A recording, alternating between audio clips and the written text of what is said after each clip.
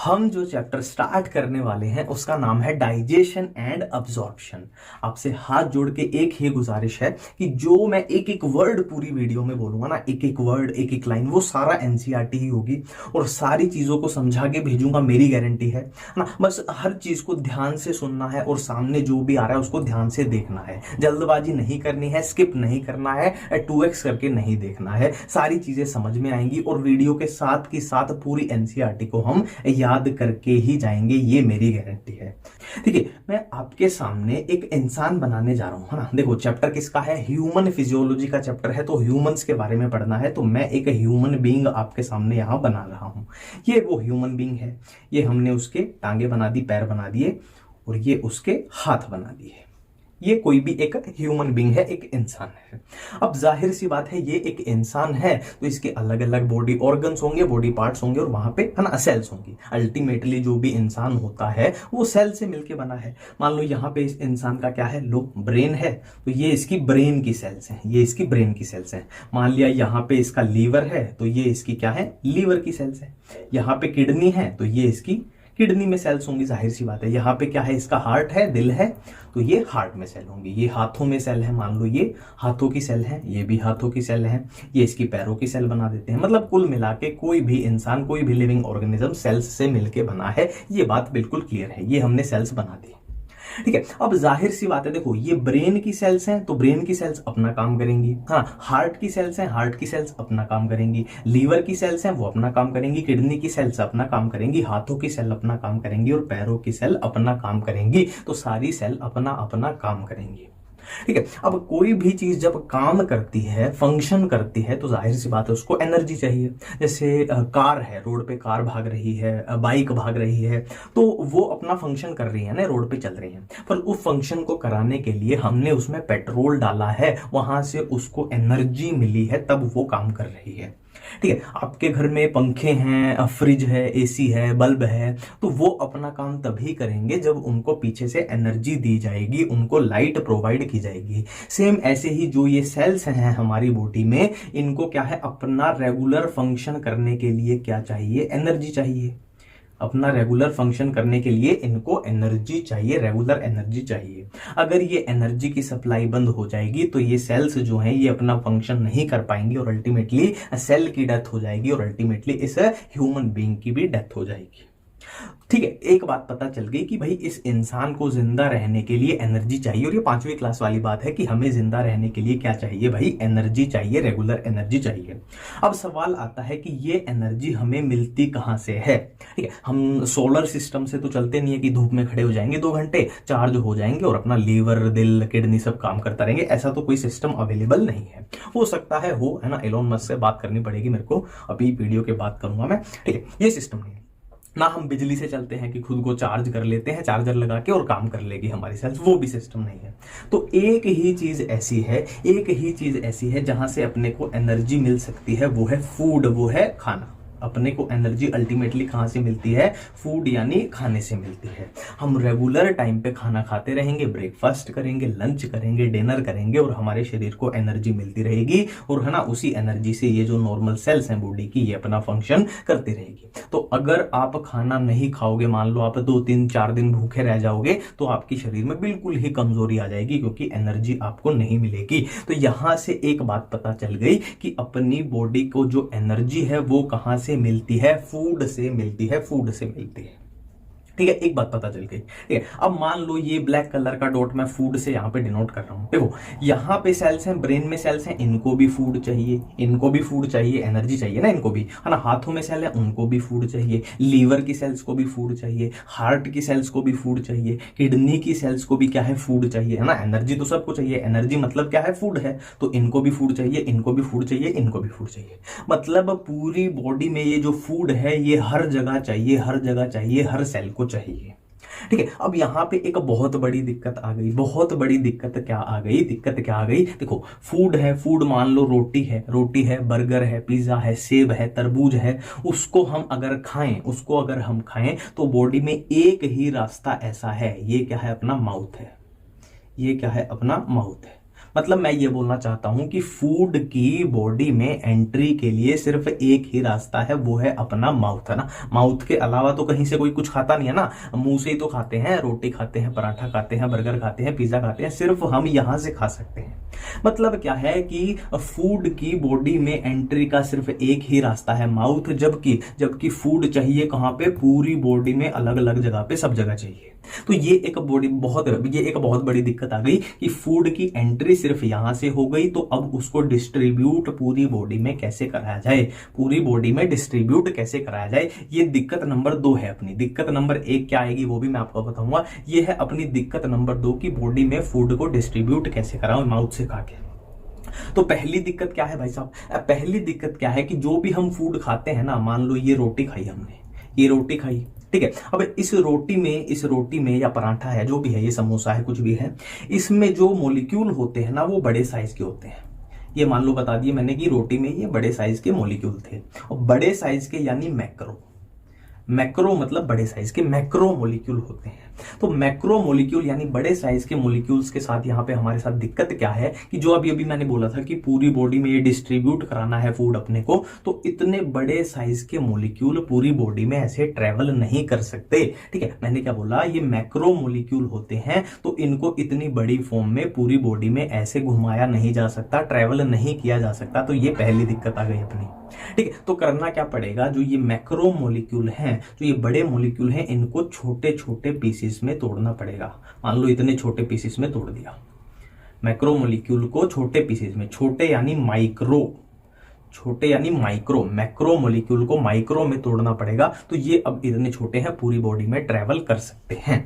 ये बात अभी तक हमने कि एक बार फिर से मैं यहाँ पे आपको थोड़ा सा रिपीट करा दूं कि पहली दिक्कत क्या थी कि ये बड़े साइज के मॉलिक्यूल हैं, इनको बॉडी में ट्रेवल नहीं किया जा सकता। तो इसका तो हमने ये सॉल्यूशन निकाल दिया कि इसको हम छोटे छोटे माइक्रो में तोड़ देंगे। दूसरी दिक्कत अपने पास क्या थी कि ये ट्रेवल, जैसे मैंने दिखा दिया कि यहाँ भेज देंगे फूड को, यहाँ भेज देंगे माउथ से, यहाँ भेज दिया, तो ये आखिरकार भेजेंगे कैसे, ये ट्रेवल सिस्टम जो है ये क्या है, बस तो चल नहीं रही, ट्रेन भी नहीं चल रही, तो ऐसे कैसे ट्रेवल हम कराएंगे, ये दूसरी दिक्कत है, ठीक है। ये दिक्कत अपने को समझ में आ चुकी है। अब इन्हीं का समाधान जो है वही इस पूरे चैप्टर में छुपा हुआ है। अब आपको यहाँ पे एक छोटा सा सवाल और पूछना चाहिए कि मैंने यहाँ पे बोला कि मैक्रो मॉलिक्यूल को हम माइक्रो में तोड़ देंगे, ठीक है। आपको पूछना चाहिए कि ये जो माइक्रो है ये कितने छोटे होते हैं ना, कितना छोटे में तोड़ेंगे, इसका कोई हिसाब है? तो मैं बोलूंगा बिल्कुल इसका हिसाब है।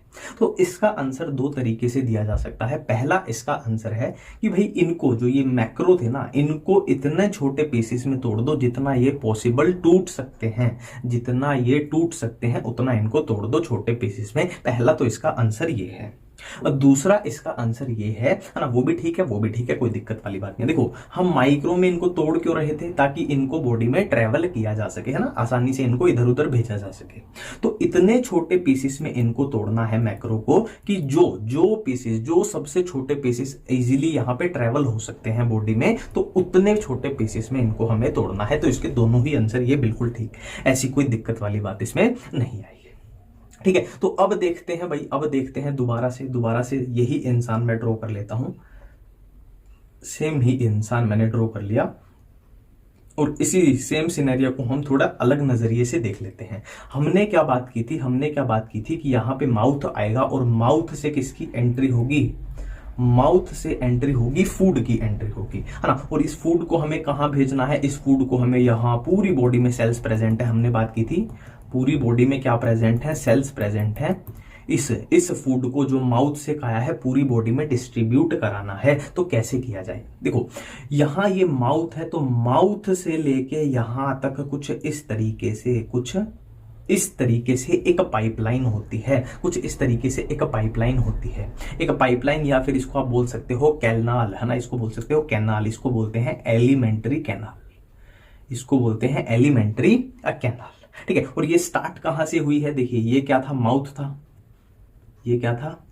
था, और यहां पे क्या आ जाएगा, एनस आ जाएगा, तो जो एलिमेंट्री कैनाल है वो स्टार्ट कहां से हुई है, माउथ से स्टार्ट हुई है, और खत्म कहां पे हुई है, एनस पे खत्म हुई है। ये है पाइपलाइन, एक कैनाल है, इसको हम एलिमेंट्री कैनाल बोल रहे हैं। तो जो फूड है वो इसमें ट्रेवल करेगा एक तरीके से, ठीक है। और क्या होता है यहाँ पे, और क्या होता है यहाँ पे, देखो यहाँ एलिमेंट्री कैनाल के साथ क्या लगे होते हैं, ग्लैंड लगे होते हैं। मान लो ये एक ग्लैंड बना लिया, ये मैंने दूसरा ग्लैंड आपको दिखा दिया।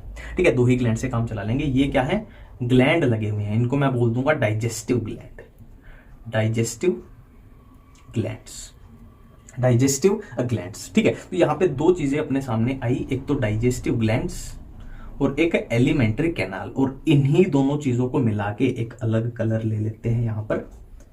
इन्हीं दोनों चीजों को मिला के, किसको किसको, डाइजेस्टिव ग्लैंड्स एलिमेंट्री कैनाल को मिला के हम क्या बोल देते हैं, क्या बोल देते हैं, ह्यूमन डाइजेस्टिव सिस्टम। इसी को हम मिला के क्या बोल देते हैं, ह्यूमन डाइजेस्टिव सिस्टम। ठीक है, अब बेसिकली होगा क्या, जो फूड हमने माउथ से खाया वो एलिमेंट्री कैनाल में एंट्री कर गया, है ना। अब हम क्या करेंगे, देखो ये है जो एलिमेंट्री कैनाल है, इस डायग्राम में क्या है, वर्टिकल है, इस डायग्राम में वर्टिकल है। इसको हम थोड़ा हॉरिजॉन्टली देख लेते हैं, एलिमेंट्री कैनाल को हम थोड़ा हॉरिजॉन्टली देख लेते हैं। ये हमने क्या बना ली, एलिमेंट्री कैनाल बना ली। ये हमने बना ली एलिमेंट्री कैनाल, जो स्टार्ट कहां से हो रही है, स्टार्ट कहां से हो रही है, माउथ से, माउथ से, और खत्म कहां हो रही है, खत्म कहां हो रही है, एनस पर वो खत्म हो रही है। ठीक है, और यहां हमारे पास फूड था, मान लो ये रोटी थी, ये अपने पास था फूड। ठीक है, और यहां मान लो अपने पास क्या है, यहां मान लेते हैं अपने पास क्या है, ये लीवर है, ये मान लेते हैं कि अपने पास लीवर है।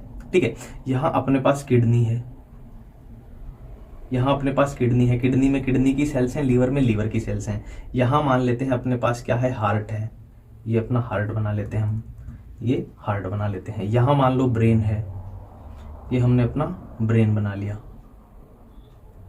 है ना। वही डायग्राम है, वही है बेसिकली। मान लो ये पाइपलाइन थी, एलिमेंट्री कैनाल, ये ब्रेन था, लीवर, किडनी, और ये पूरी बॉडी की सेल मैं आपको दिखाना चाहता हूं ना, ये पूरी बॉडी की सेल यहाँ पे बिखरी हुई है। तो यहां से हमने फूड खाया, यहां से फूड खाया, तो इसमें कैसे थे, मैंने आपको बताया था मैक्रो मोलिक्यूल थे। रोटी पराठा जो भी हमने खाया, इसमें क्या थे, ये थे मैक्रो मोलिक्यूल थे, इस रोटी में ये मैक्रो मोलिक्यूल थे।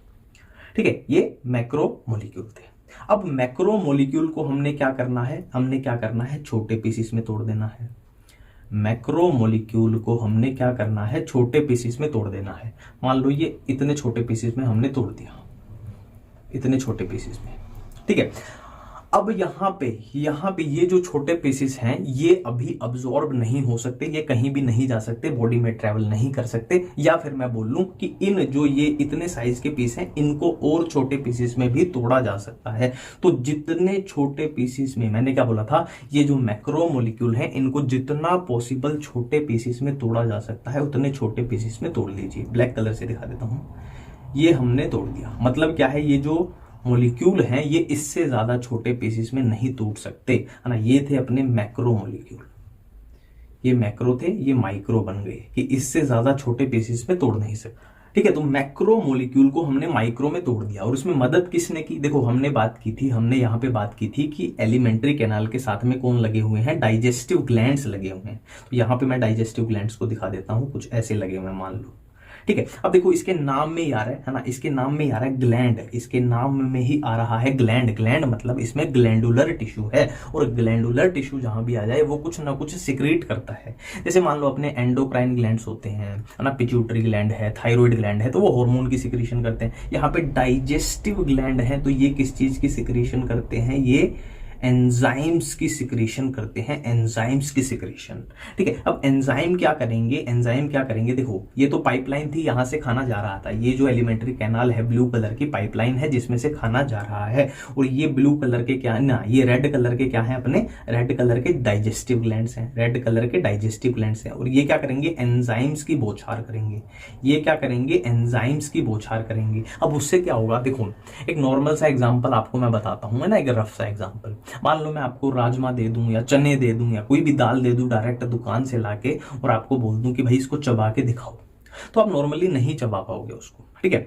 और अगर मैं आपको पूरी रात मान लो 6 घंटे 8 घंटे उसको पानी में भिगो दूं, है ना, राजमा को, और फिर आपको दे दूं, तो आप इजीली चबा लोगे, है ना। तो जो पानी का काम है, एक तरीके से रफ एग्जांपल समझ लो, वो एंजाइम का काम है कि एंजाइम इन मैक्रो मोलिक्यूल को माइक्रो यानी छोटे पीसेस में टूटने में इजीली मदद करते हैं, है ना, ये मदद करते हैं एक तरीके से। ठीक है। तो यहां पे अपने पास ये माइक्रो मोलिक्यूल तैयार हो चुके हैं और ये बॉडी में ट्रेवल करने के लिए तैयार हैं, बिल्कुल काबिल हैं। ठीक है। अब सबसे बड़ा टास्क आता है, ठीक है, मान लो ये तो एलिमेंट्री कैनाल तो यहाँ पे है, एलिमेंट्री कैनाल यहाँ पे है, लीवर इतनी दूर है, किडनी इतनी दूर है, हार्ट इतनी दूर है, ब्रेन इतनी दूर है। अब यहाँ पे भेजे कैसे, आखिरकार भेजे कैसे? देखो, फॉर एग्जाम्पल मेरा गांव यहाँ पे है, मेरा यहाँ पर गांव है, और मेरे दोस्त का गांव है मान लो 5 किलोमीटर पे यहाँ पे, ठीक है। और मेरे गांव से उसके गांव तक ऐसे नदी बहती है और नदी में पानी का फ्लो कुछ ऐसे है। तो मुझे अगर कोई पैकेट भेजना है तो मैं सिंपली क्या करूंगा, इस नदी के अंदर डाल देता हूं और वो पैकेट पानी के साथ फ्लो होके, पानी के साथ बह के और मेरे दोस्त के पास पहुंच जाएगा और उसको उठा लेगा। तो कुछ ऐसी ही चीजों का यहाँ पे यूज होगा, कुछ ऐसी चीजें, है ना। और बॉडी में ऐसी चीजें कौन सी हैं? सिर्फ और सिर्फ क्या है? ब्लड वेसल्स हैं। सिर्फ और सिर्फ क्या है? ब्लड वेसल्स हैं। ब्लड वेसल्स तो पूरी बॉडी में फैली होती है। मान लो यहाँ पे ये ब्लड वेसल है, ठीक है, यहाँ पे एक ये ब्लड वेसल है, यहाँ पे एक ये ब्लड वेसल है, यहाँ पे एक ये ब्लड वेसल है, ये ब्लड वेसल्स है, ठीक है। और ब्लड वेसल्स में क्या बहेगा? वो ब्लड वेसल्स में तो ब्लड ही बहेगा, खून ही बहेगा। तो ये उसमें ब्लड बह रहा है, ब्लड बह रहा है। तो ब्लड तो बह रहा है, तो हम उसका क्या करेंगे? फायदा उठा लेंगे। फायदा कैसे उठा लेंगे? इस माइक्रो मोलिक्यूल, ये जो माइक्रो मोलिक्यूल था, इनको ब्लड वेसल के अंदर क्या कर देंगे? पटक देंगे, ब्लड वेसल के अंदर पटक देंगे। अब ये ब्लड तो फ्लो होके जाएगा जाएगा जाएगा, इधर भी ये ब्लड फ्लो होके जाएगा, ब्लड फ्लो होके जाएगा। और इस ब्लड के फ्लो के साथ ये जो माइक्रो मोलिक्यूल थे अपने, ये सेल्स तक, है ना, जो भी ऑर्गन है, ऑर्गन में क्या है? टिश्यू है, टिश्यू क्या है? सेल से मिलके बना है। तो जो भी सेल्स हैं उन तक वो खाना पहुंच जाएगा और उस खाने से क्या बन जाएगी? फिर एनर्जी बन जाएगी और हर सेल को एनर्जी मिलती रहेगी। ठीक है। अब यहाँ पे एक और बात है, हमने ये जो रोटी खाई थी इसके हमने क्या है? माइक्रो मोलिक्यूल निकाल दिए। माइक्रो मोलिक्यूल को ब्लड में हमने क्या करा लिया? अब्जॉर्ब करा लिया। ब्लड में हमने क्या करा लिया? अब्जॉर्ब करा लिया। ठीक है। जाहिर सी बात है, इस फूड में, इस रोटी में, पराठे में, समोसे में सारे के सारे काम की चीजें तो होंगी नहीं, है ना, सारी की सारी काम की चीजें तो होंगी नहीं। तो इसमें क्या होगा? वेस्ट भी रहेगा थोड़ा बहुत, वेस्ट भी रहेगा थोड़ा बहुत, है ना। काम की चीजें तो हमने ब्लड में पहुंचा दी, है ना, और वेस्ट को हमसे क्या है? एनएस के थ्रू बॉडी से बाहर निकालना है। वेस्ट होता है तभी तो हम सुबह सुबह उठते ही शौचालय की तरफ भागते हैं, है ना। वेस्ट भी होता है, काम की चीजें हमने अब्सॉर्ब करा ली। अब देखिए दोस्तों, यहाँ पे अपने को टोटल चार प्रोसेस दिखाई दे रही है ना। अपने को यहाँ पे टोटल 4 प्रोसेस दिखाई दे रही है और यही 4 प्रोसेस अपने पूरे चैप्टर को डिफाइन करती हैं। थोड़ा अलग कलर ले लेते हैं, एक बार थोड़ा दिख जाए अगर। ये नहीं, कौन सा लें कलर? कौन सा लें? डार्क ग्रीन ले लेते हैं, चलो, ठीक है। तो 4 प्रोसेस कौन सी है? पहली प्रोसेस क्या है कि हमने मैक्रो मोलिक्यूल यानी बड़े साइज के मोलिक्यूल को माइक्रो यानी छोटे साइज के मोलिक्यूल में हमने ब्रेक डाउन कर दिया, तोड़ दिया। ये है पहली प्रोसेस अपनी, ये है पहली प्रोसेस। और इस प्रोसेस को क्या बोलते हैं कि बड़े साइज के मोलिक्यूल को छोटे साइज के मोलिक्यूल में तोड़ दिया। इस प्रोसेस को हम बोलते हैं डाइजेशन। सिंपल, यही तो अपना चैप्टर है। अगर ये आपको समझ में आता है तो आधा चैप्टर आपको यहीं पे समझ में आ चुका है। तो पहली प्रोसेस तो हमने ये की, डाइजेशन। दूसरी प्रोसेस हमने क्या की कि ये माइक्रो मोलिक्यूल थे, ये माइक्रो मोलिक्यूल थे, हमने इनको ब्लड में क्या करवा दिया? मैंने बोला था ना, एक वर्ड बोला था मैंने, अब्जॉर्ब करा दिया। ब्लड वेसल में या फिर ब्लड में हमने क्या करा दिया? अब्जॉर्ब करा दिया। तो इसका नाम पड़ जाएगा अब्जॉर्प्शन। अब्जॉर्ब करा दिया यानी इसका नाम पड़ गया अब्जॉर्प्शन। तीसरी प्रोसेस क्या है? देखो, ये ब्लड में आ चुके हैं, देखो माइक्रो मोलिक्यूल ब्लड में आ चुके हैं। ब्लड के बाद ये कहां तक पहुंचे हैं? टिश्यू, सेल, है ना, टिश्यू या फिर सेल तक पहुंचे हैं, टिश्यू या सेल तक पहुंचे हैं। तो इस तीसरी प्रोसेस को कि यहां से, है ना, ब्लड में अब्जॉर्ब होने के बाद अपने टारगेट सेल तक, टारगेट टिश्यू तक पहुंचना, इसको हम बोलते हैं एसिमिलेशन। इसको हम बोलते हैं एसिमिलेशन। सब कुछ एनसीईआरटी में लिखा हुआ है, टेंशन मत लो, ठीक है। और फोर्थ प्रोसेस क्या है कि जो देखो काम की चीजें तो हमने पहुंचा दी सेल तक, और जो वेस्ट था उसको बॉडी से बाहर निकाल दिया। ये फोर्थ प्रोसेस, इसको बोलते हैं डीफिकेशन। इसको बोलते हैं डिफिकेशन। फीकल मैटर पता है ना आपको, फीकल मैटर किसको बोलते हैं, जो शौचालय में जाते हैं, तो इसको बोलते हैं डिफिकेशन। ठीक है, तो यहाँ 4 प्रोसेस एक बार फिर से मैं आपको बता दूं। डाइजेशन, डाइजेशन में क्या है, मैक्रो मोलिक्यूल को माइक्रो यानी बड़े साइज के मोलिक्यूल को छोटे साइज में तोड़ दिया। क्यों तोड़ा, ताकि उनको हम ब्लड में अब्सॉर्ब करा सके, है ना, इतने बड़े साइज के अब्सॉर्ब नहीं हो सकते थे। तो दूसरी प्रोसेस क्या है, माइक्रो को ब्लड में हमने अब्सॉर्ब करा लिया, अब्सॉर्प्शन। तीसरी प्रोसेस क्या है कि यहाँ पे ब्लड में तो आ चुके हैं, तो ब्लड से उनके टारगेट सेल, टारगेट टिश्यू तक उसको जो पहुंचाया है, एसिमिलेट कराया है, उसको एसिमिलेशन बोला। और फोर्थ क्या है, जो वेस्ट था उसको बॉडी से बाहर निकालना है, डिफिकेशन, एनएस के थ्रू बाहर निकाल दिया। ठीक है, और यही अपना पूरा चैप्टर है। अब चैप्टर में आप देखोगे ना, डिफिकेशन लगभग चैप्टर का 1% भी कवर नहीं करता है, एसिमिलेशन भी लगभग 1% भी नहीं कवर करता है, और अब्जॉर्प्शन ले लो आप लगभग 8%। ये पूरे चैप्टर का आपको मैं बता रहा हूँ, ये 1%, ये 1%, ये 8%, तो 10% हुआ इनका चैप्टर। जो मैक्सिमम अपना बचा फिर 90% है ना, इन 4 में से बात कर रहे हैं, 90% जो अपना चैप्टर है वो डाइजेशन पे बेस्ड है, 90%। ठीक है, तो अभी हमको इनको ही पढ़ना है, डाइजेशन को पढ़ना है, अब्जॉर्प्शन को पढ़ना है, इसको पढ़ना है, इसको पढ़ना है। तो सबसे पहले हम किसको देखेंगे, डाइजेशन को देखेंगे, डाइजेशन कैसे होती है। देखिए मेरे दोस्तों, मैं आपको एक बार फिर से रिमाइंड करा देता हूं कि इस पूरे चैप्टर में अपने को क्या है, 4 ही प्रोसेस पढ़नी है। इस पूरे चैप्टर में 4 ही प्रोसेस पढ़नी है और कुछ नहीं है इस चैप्टर में, है ना। 4 प्रोसेस कौन सी है, एक तो हमने देखी, हम सारी प्रोसेस देख चुके हैं, डाइजेशन होती है ना। फिर क्या है, एक क्या होती है, अब्जॉर्प्शन होती है, एक क्या होती है, एसिमिलेशन होती है, एक क्या होती है, डिफिकेशन होती है। तो ये 4 ही प्रोसेस अपने को इस चैप्टर में पढ़नी है। और मैं ये भी बता चुका था कि जो डाइजेशन वाली प्रोसेस है ना, ये इस चैप्टर का लगभग 90% कवर करती है। ये सारी तो लगभग 10% में ही सिमट जाती हैं। तो मेन पोर्शन जो है इस चैप्टर का वो है डाइजेशन।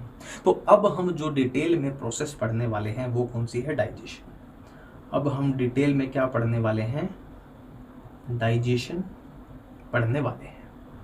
ठीक है, सबसे पहले हम देखते हैं कि डाइजेशन आखिरकार होता क्या है ना, ये प्रोसेस जो है ये आखिरकार होती क्या है। ठीक है, ये बात हम ऑलरेडी देख भी चुके हैं कि डाइजेशन होती क्या है। कि मान लो हमने रोटी खाई, तो रोटी के अंदर जो मॉलिक्यूल थे वो बड़े साइज के थे, बड़े साइज से अपना मतलब क्या था कि इनको ब्लड में अब्जॉर्ब नहीं किया जा सकता, तो इनको ब्लड में अब्जॉर्ब कराने के लिए हम छोटे पीसेस में तोड़ देंगे, इनको छोटे पीसेस में तोड़ दिया, हाँ। फिर से हम सवाल पूछेंगे क्या इनको ब्लड में अब्जॉर्ब किया जा सकता है, तो उत्तर आया इनको भी नहीं किया जा सकता, ये अभी भी बड़े साइज के हैं। तो हम क्या करेंगे, इनको फर्दर तोड़ देंगे। तो जब तक ये अपनी स्मॉलेस्ट फॉर्म में ना टूट जाए, है ना, हम इनको इतना तोड़ेंगे कि उससे आगे ये टूट ही नहीं सकते स्मॉलेस्ट फॉर्म में, और इनको क्या है फिर अब्जॉर्ब किया जा सकता है।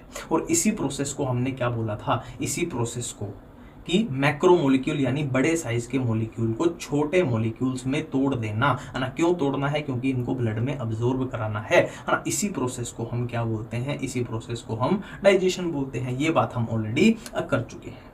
ठीक है, अब ये डाइजेशन प्रोसेस जो है, ये जो सारा काम हो रहा है, ये कहाँ पर होगा, कौन सी ऐसी जगह है। तो जाहिर सी बात है, देखो, रेस्पिरेशन है तो रेस्पिरेटरी सिस्टम में होगी, रिप्रोडक्शन है तो रिप्रोडक्टिव सिस्टम में होगी, है ना। डाइजेशन है तो कहाँ पे होगी भाई, डाइजेस्टिव सिस्टम में होगी, सिंपल सी बात है। डाइजेशन है तो कहाँ पे होगी, डाइजेस्टिव सिस्टम में होगी। अब हम बात करने वाले हैं कि डाइजेस्टिव सिस्टम में आखिरकार क्या क्या आता है और कैसे काम यहाँ पे चीज़ें करेंगी। लो इसको अच्छे से डब्बे में बंद कर देते हैं। ठीक है, डाइजेस्टिव सिस्टम। अब जैसे जैसे एनसीईआरटी बोलती है वैसे वैसे हम बात करेंगे। देखो, डाइजेस्टिव सिस्टम 2 चीज़ों से मिलके बना है। ह्यूमन डाइजेस्टिव सिस्टम की बात हो रही है। ह्यूमन डाइजेस्टिव सिस्टम 2 चीज़ों से मिलके बना है। पहली चीज़ क्या है, एलिमेंट्री कैनाल, एलिमेंट्री कैनाल। दूसरी चीज क्या है, डाइजेस्टिव ग्लैंड्स। ये बात मैं ऑलरेडी आपको बता भी चुका हूं, डाइजेस्टिव ग्लैंड्स। एलिमेंट्री कैनाल में अपने पास क्या क्या आ जाएगा उसको थोड़ा देख लेते हैं, एक रफ आइडिया ले लेते हैं। ठीक है, देखो, एलिमेंट्री कैनाल जो है वो स्टार्ट कहाँ से होती है, माउथ से स्टार्ट होती है। माउथ के बाद क्या आएगा, माउथ में अपना ना वो ओरल कैविटी और वो सब उसी में आ गया। ठीक है, माउथ के बाद आएगा फेरिंग्स। एक रफ आइडिया दे रहा हूँ, आगे डिटेल में भी हम बात करेंगे, पर एक आइडिया दे रहा हूँ। एलिमेंट्री कैनाल जो है ये पाइपलाइन कैसे बनी है। माउथ के बाद आता है क्या, फेरिंग्स आता है, ठीक है। और फेरिंग्स के बाद क्या आता है, ईसोफेगस। फेरिंग्स के बाद आता है ईसोफेगस। ईसोफेगस के बाद आता है स्टमक। ईसोफेगस के बाद आया स्टमक।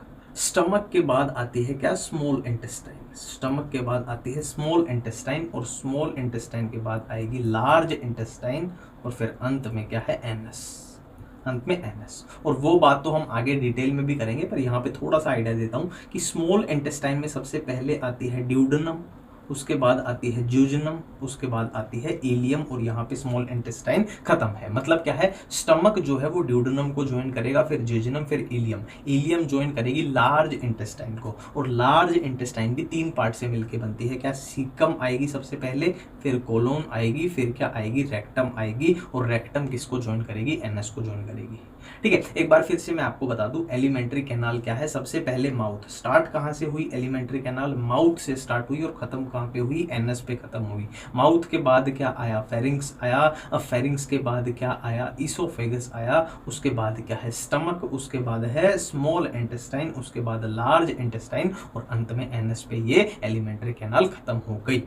ठीक है, अब डाइजेस्टिव ग्लैंड्स के बारे में बात करते हैं। तो डाइजेस्टिव ग्लैंड्स के बारे में देखो, 3 तो डायरेक्ट ही ग्लैंड ही दिए हुए हैं अपनी एनसीईआरटी में, और 2 ये है कि डायरेक्ट तो नहीं दिया हुआ, पर इन बिटवीन लाइनों में दिया हुआ है पूरा जब हम डाइजेशन पढ़ते हैं। तो डायरेक्ट ग्लैंड कौन से दिए हुए हैं, एक तो सलाइवरी ग्लैंड डायरेक्ट दिए हैं, सलाइवरी ग्लैंड्स।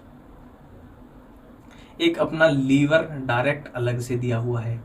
एक अपना पेनक्रियाज भी अच्छा खासा है, पेनक्रियाज के बारे में, ठीक है। पर 2 ऐसे हैं, जैसे कि एक है गैस्ट्रिक ग्लैंड, एक है गैस्ट्रिक ग्लैंड। गैस्ट्रिक, जहां पे गैस्ट्रिक वर्ड आ जाए ना, मतलब वो किसके रिलेटेड बात हो रही है, स्टमक के रिलेटेड बात हो रही है, ठीक है। ऐसे जैसे कि हिपैटिक वर्ड आ जाए, वो बात लीवर के लिए होती है। रीनल वर्ड आ जाए, वो किडनी के लिए होती है। गैस्ट्रिक किसके लिए, स्टमक के रिलेटेड बात हो रही है। तो स्टमक के जो ग्लैंड्स हैं वो भी एनसीईआरटी में अच्छा खासा दिया हुआ है। एक गैस्ट्रिक ग्लैंड्स हो गए, एक हो गए इंटेस्टाइनल ग्लैंड, एक हो गए इंटेस्टाइनल ग्लैंड। ये अपने आगे डाइजेस्टिव ग्लैंड्स आ गए, ठीक है। तो ये अपना पूरा डाइजेस्टिव सिस्टम है, जिसमें क्या क्या बना अपने पास, alimentary canal and digestive glands. Alimentary canal हमने देख ली कैसे कैसे बनी, यहां से स्टार्ट हुई और ये ऐसे एनएस पे खत्म हुई, माउथ से स्टार्ट होकर।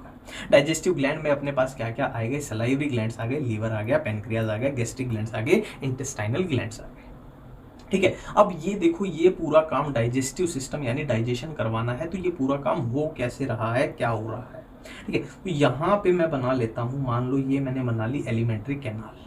कैनाल क्या होती है, एक पाइपलाइन ही तो होती है।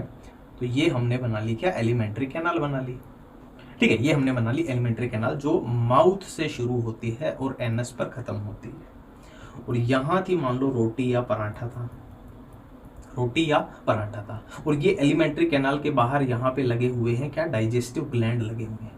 ये है भाई डाइजेस्टिव ग्लैंड, एक ग्लैंड यहाँ लगा देते हैं। रफ डायग्राम है, हम समझ रहे हैं बातों को, बस इतनी सी बात है, ठीक है। अब ये रोटी हम कहाँ से खाएंगे, जाहिर सी बात है रोटी कहाँ से खाएंगे, माउथ से खाएंगे।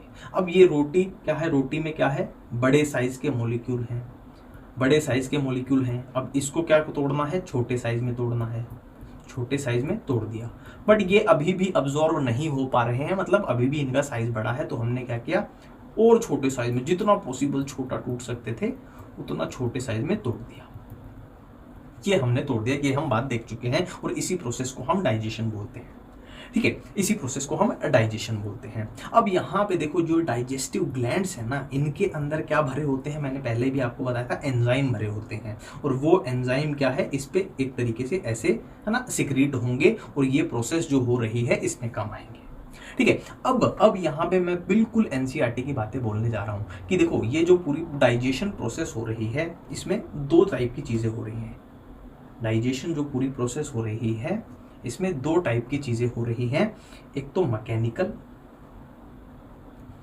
एक मैकेनिकल और एक बायोकेमिकल। एनसीईआरटी साफ साफ लिखती है कि डाइजेशन मैकेनिकल प्रोसेस भी है और बायोकेमिकल प्रोसेस भी है, ठीक है। अब मैकेनिकल तो नाम से ही पता लग रहा है कि मैकेनिकल है ना, जैसे कोई फिजिकल काम हो रहा है। तो मैकेनिकल में 3 ऐसे काम आ जाएंगे जो मैकेनिकल को डिनोट करेंगे, 3 ऐसे काम। पहला आएगा मेस्टिकेशन बाय टीथ, पहला आएगा मेस्टिकेशन बाई टीथ, दूसरा आएगा पेरिस्टाल्टिक मूवमेंट, पेरिस्टाल्सिस लिख देता हूं मैं। अभी ये क्या लिख रहा हूं मैं सारा समझाऊंगा, टेंशन मत लो। पेरिस्टाल्सिस लिख देता हूं, कहाँ पे होती है? ईसोफेगस में होती है। कहाँ पे होती है? ईसोफेगस में होती है। और तीसरा मैकेनिकल में चर्निंग मूवमेंट, तीसरा मैकेनिकल में आ जाएगा चर्निंग मूवमेंट, जो कि कहाँ पे होगी? स्टमक में होती है। कहाँ पे होती है? स्टमक में होती है। ठीक है, मैंने आपको क्या बोला कि जो डाइजेशन की प्रोसेस है उसमें दो टाइप की चीजें होती हैं, एक मैकेनिकल तरीके से काम होता है, एक बायोकेमिकल तरीके से। तो मैकेनिकल में क्या हुआ? मेस्टिकेशन बाय टीथ, मतलब हमने जो रोटी पराठा खाया हम उसको क्या करेंगे? सबसे पहले क्या करेंगे? दांतों से चबाएंगे, वो एक फिजिकल काम में आ गया, मैकेनिकल में आ गया। और क्या है? ईसोफेगस जो होती है, देखो यहाँ पे था अपना ईसोफेगस, ईसोफेगस में मसल्स होती हैं जो कि है ना, मसल्स की मूवमेंट है एक तरीके से, वहां पे पेरिस्टाल्टिक मूवमेंट दिखाई पड़ेगी। चर्निंग मूवमेंट, स्टमक के अंदर जो मसल्स होती हैं वो जो मूवमेंट कराएंगी वो होंगी चर्निंग मूवमेंट। इनको आगे भी डिटेल में पढ़ेंगे, टेंशन मत लो, बस एक ओवरव्यू में आपको दिखा रहा हूं। और बायोकेमिकल में क्या आ जाएगा? बायोकेमिकल में देखो यहां वर्ड आ रहा है केमिकल, यहाँ वर्ड आ रहा है केमिकल, और बायो का मतलब क्या होता है? लिविंग ऑर्गेनिज्म, मतलब क्या है? ऐसे केमिकल्स जो बायो यानी लिविंग ऑर्गेनिज्म के अंदर पाए जाते हैं, उनको हम यहाँ पे बात करना चाहते हैं उनके बारे में। तो ऐसे केमिकल्स जो लिविंग ऑर्गेनिज्म के अंदर पाए जाते हैं क्या हो जाएंगे? मतलब वो किसकी बात करना चाहता है? एंजाइम्स की बात करना चाहता है। ठीक है, तो ये एनसीईआरटी में साफ साफ लिखा हुआ है कि डाइजेशन जो है वो मैकेनिकल प्रोसेस भी है, मतलब मैकेनिकल तरीके से भी काम हो रहा है, और बायोकेमिकल तरीके से भी, जो कि कौन कर रहे हैं? एंजाइम्स कर रहे हैं। और ये एंजाइम्स आ कहां से रहे हैं? डाइजेस्टिव ग्लैंड्स के अंदर, है ना। डाइजेस्टिव ग्लैंड्स इस एंजाइम को क्या है? सिक्रीट कर रहे हैं। ठीक है, और मैकेनिकल काम तो ये हमने देख लिया। और मैकेनिकल काम कहाँ पे हो रहा है? एलिमेंट्री कैनाल में हो रहा है। आप देख पा रहे हो टीथ कहाँ पे है? माउथ में, एलिमेंट्री कैनाल में। ईसोफेगस किसका पार्ट है? एलिमेंट्री कैनाल का। स्टमक किसका पार्ट है? एलिमेंट्री कैनाल का। और एंजाइम, ये बायोकेमिकल काम कहाँ से हो रहा है अपना? ये कहाँ से हो रहा है? डाइजेस्टिव ग्लैंड से हो रहा है। तो एलिमेंट्री कैनाल का भी फंक्शन हो रहा है और डाइजेस्टिव ग्लैंड्स का भी फंक्शन हो रहा है ना। और क्या है? डाइजेशन जो प्रोसेस हो रही है इसके लिए ये एलिमेंट्री कैनाल, ये पाइपलाइन जो है, ये जगह भी है ना, स्पेस भी तो प्रोवाइड कर रही है। तो मिलजुल के यहाँ पे पूरा फंक्शन हो रहा है। ठीक है, तो ये पूरा अपने को यहाँ पे समझ में आ रहा है। ठीक है, अब यहाँ पे एक और पॉइंट याद रखना कि जो एंजाइम्स होते हैं ना वो किस नेचर के होते हैं? हाइड्रोलेज। वो किस नेचर के होते हैं? हाइड्रोलेज नेचर के होते हैं। मतलब ये जो प्रोसेस हो रही है बड़े मॉलिक्यूल्स को छोटे मॉलिक्यूल्स में तोड़ने की, यहाँ पे किसकी जरूरत पड़ रही है? पानी की जरूरत पड़ रही है। पानी की प्रेजेंस में, है ना, पानी की प्रेजेंस में। हाइड्रोलेज यानी पानी से रिलेशन है, हाइड्रो यानी पानी। तो पानी का यूज करके ये एंजाइम ये छोटे पीसेस में इनको तोड़ रहे हैं, ये प्रोसेस करवा रहे हैं। इसीलिए बोलते हैं ना कि आप ठीक ठाक अच्छे तरीके से पानी पियोगे तो आपका डाइजेशन भी अच्छा चलेगा, और आप में पानी की कमी हो जाएगी तो डाइजेशन में भी आपके कमी आ जाएगी, क्योंकि डाइजेस्टिव एंजाइम्स जो होते हैं उनको पानी चाहिए अपनी, है ना, पूरी रिएक्शन करवाने के लिए पानी चाहिए। ठीक है, तो ये चीजें अपने को यहाँ पे पूरी समझ में आ चुकी हैं। ठीक है, अब हम बारी बारी से बात करेंगे। किस तरीके से बात करेंगे? सबसे पहले हम एलिमेंट्री कैनाल को पूरा डिटेल में देखेंगे कि इसमें क्या क्या होता है, माउथ क्या होता है, माउथ में क्या क्या होता है, फेरिंग्स में क्या होता है, स्टमक में क्या होता है, इसोफेगस में क्या होता है, स्मॉल इंटेस्टाइन में क्या, लार्ज इंटेस्टाइन, मतलब पूरा डिटेल में देखेंगे जो भी अपनी एनसीईआरटी में दिया हुआ है। ठीक है, फिर इसके बाद हम यहाँ जंप कर जाएंगे एलिमेंट्री कैनाल के बाद कि डाइजेस्टिव ग्लैंड्स के बारे में फिर हम पढ़ेंगे कि सलाइवरी ग्लैंड्स कैसे हैं, लीवर में क्या है, पैनक्रियाज में क्या है, इसमें क्या है, इसमें क्या है।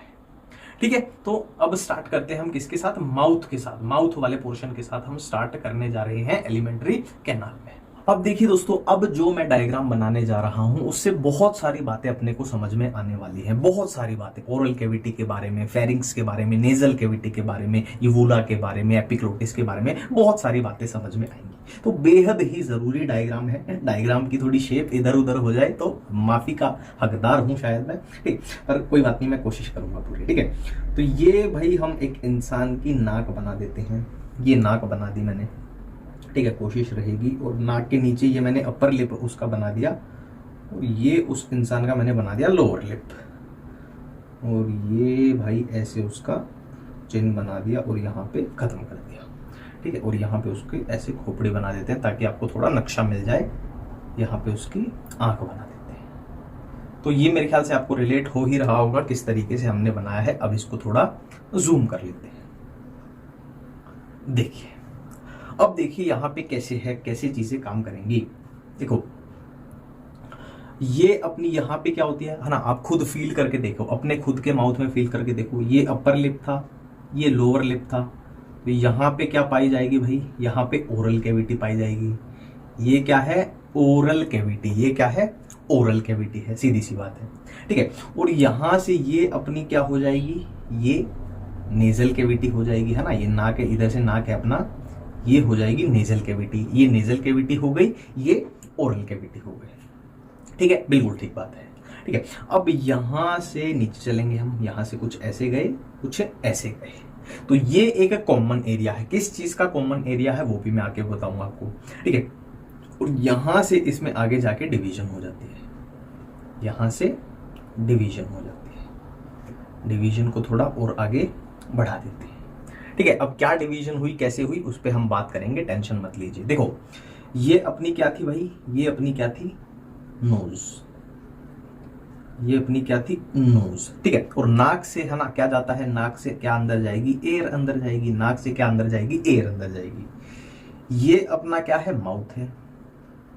ये अपना क्या है, माउथ है। और माउथ से हम क्या खाते हैं, माउथ से हम खाते हैं फूड, मतलब यहां से फूड अंदर जाएगा। एयर भी जा सकती है पर है ना, इन जनरल हम क्या बोलते हैं कि नोज से क्या अंदर जाएगी, एयर अंदर जाएगी, और माउथ से क्या अंदर जाएगा, फूड अंदर जाएगा। मतलब यहां से फूड जाएगा और यहां से हवा जाएगी, ठीक है। अब यहां पे देखो, यहां पे मैं रेड कलर से ही यहां पे शो कर देता हूं। ये जो पोर्शन दिखाई दे रहा है अपने को, ये जो पोर्शन दिखाई दे रहा है, तो ये आपको नहीं दिख रहा कि ये एक कॉमन पैसेज है। कॉमन पैसेज किसके लिए, कि यहां से हवा आएगी, देखो यहाँ नेजल कैविटी से हवा आएगी, उसके लिए भी कॉमन, एक कॉमन पाइपलाइन है। और यहां से फूड आएगा माउथ से, तो ये जो रेड वाला पोर्शन है ये कॉमन जगह है, कॉमन पैसेज है। किसके लिए, फूड के लिए प्लस एयर के लिए एक कॉमन पैसेज है। और इसको हम क्या बोलते हैं, फेरिंग्स बोलते हैं। इसको हम बोलते हैं फेरिंग्स। ये बात एनसीईआरटी में साफ साफ लिखी गई है और बहुत ज्यादा क्वेश्चन पूछा भी जाता है कि common passage for food and air क्या है, फेरिंग्स है। ये अपना क्या हो गया, फेरिंग्स हो गया। ये अपना क्या हो गया, फेरिंग्स हो गया, ठीक है। अब फेरिंग्स से नीचे जब हम चलते हैं तो आप देख पा रहे हो कि दो डिवीजन हो चुकी हैं, दो डिवीजन हो चुकी है, दो डिवीजन है ना। एक डिवीजन किसके लिए हो गई कि एक पाइप में हमें क्या भेजना है, एयर यानी हवा भेजनी है। एक डिवीजन किसके लिए हो गई, हमें एक में फूड भेजना है। तो ये मान लो अपनी विंड पाइप बन जाएगी, ये अपनी क्या बन जाएगी, विंड पाइप बन जाएगी, या फिर आप इसको ट्रेकिया भी बोल सकते हो। ये आगे जाके क्या है, ये ट्रेकिया बन जाएगी अपनी, है ना। यहां से सिर्फ हवा आएगी, खाना नहीं आएगा। और ये दूसरी जो पाइपलाइन बन गई, इसको ऐसे कर देते हैं कि थोड़ा पाइप जैसी दिखे, ये थोड़ा ऐसे कर देते हैं। ये बन गई अपनी फूड पाइप, जो ये फूड था ये फूड पाइप में आएगा, ये आएगा फूड पाइप, ठीक है। या इसको आप ईसोफेगस भी बोल सकते हो, ईसोफेगस, ठीक है। मतलब क्या है, मतलब क्या है, यहां से आगे जब हम चलेंगे तो कौन सा सिस्टम बन जाएगा, रेस्पिरेटरी सिस्टम बन जाएगा, है ना। आगे लंग्स आएंगे, है ना, एल्वियोलाई और वो सब। और यहां से जब आगे हम चलेंगे तो अपना क्या है, डाइजेस्टिव सिस्टम आएगा, डाइजेस्टिव सिस्टम, है ना। Oesophagus, stomach, small intestine, large intestine, और वो अपना डाइजेस्टिव सिस्टम बन गया। ये हमने चीजें यहाँ पे पढ़ ली, कैसे कैसे डिवीजन हो रही है वो भी हमने देख लिया। नेजल कैविटी, है ना, ये क्या है ना, समझ पा रहे हो ना, ये क्या है नेजल कैविटी, ये क्या है ओरल कैविटी, ये कॉमन पैसेज आया, फेरिंग्स आया, फिर ये विंड पाइप, ट्रेकिया अलग हो गई, ईसोफेगस, फूड पाइप वो अलग हो गया, ठीक है। अब देखिए यहां एक मजे की बात, देखो ये जो है, क्या मैं बोल सकता हूं कि ये ओपनिंग है, किसकी ओपनिंग है, ये विंड पाइप की ओपनिंग है, ठीक है। और यहां पे क्या मैं इस जगह को बोल सकता हूं कि ये ओपनिंग है, किसकी, फूड पाइप की ओपनिंग है, ठीक है। मैं फिर से बनाता हूं, ये रेड कलर में क्या हो गई, विंड पाइप की ओपनिंग हो गई, और ब्लैक कलर में फूड पाइप की ओपनिंग हो गई। तो जो विंड पाइप की, यानी है ना, विंड पाइप की ओपनिंग होती है, ट्रेकिया की ओपनिंग भी बोल सकते हो, पर विंड पाइप की ओपनिंग, उसको हम क्या बोलते हैं, उसको हम बोलते हैं ग्लोटिस। विंड पाइप की ओपनिंग को हम बोलते हैं ग्लोटिस। और जो फूड पाइप है उसकी ओपनिंग को हम क्या बोलते हैं, गलेट। कंफ्यूजन मत करना, एक है ग्लोटिस, एक है गलेट। कंफ्यूजन नहीं होगी वैसे आपको, है ना, क्यों नहीं होगी वो मैं आपको बता दूंगा, ठीक है। एक है ग्लोटिस, एक है गलेट, ठीक है। अब यहां पे ग्लोटिस के ऊपर एक कार्टिलेज का बना हुआ फ्लैप होता है, कार्टिलेज का बना हुआ फ्लैप होता है।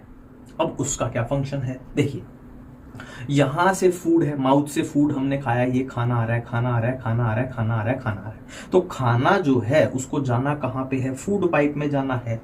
ठीक है, पर ऐसी भी तो गड़बड़ी हो सकती है कि खाना इसमें विंड पाइप में चला जाए। तो अगर हमारे है ना ट्रेकिया में विंड पाइप में खाना चला जाएगा तो हमारी ऐसी तैसी हो जाएगी।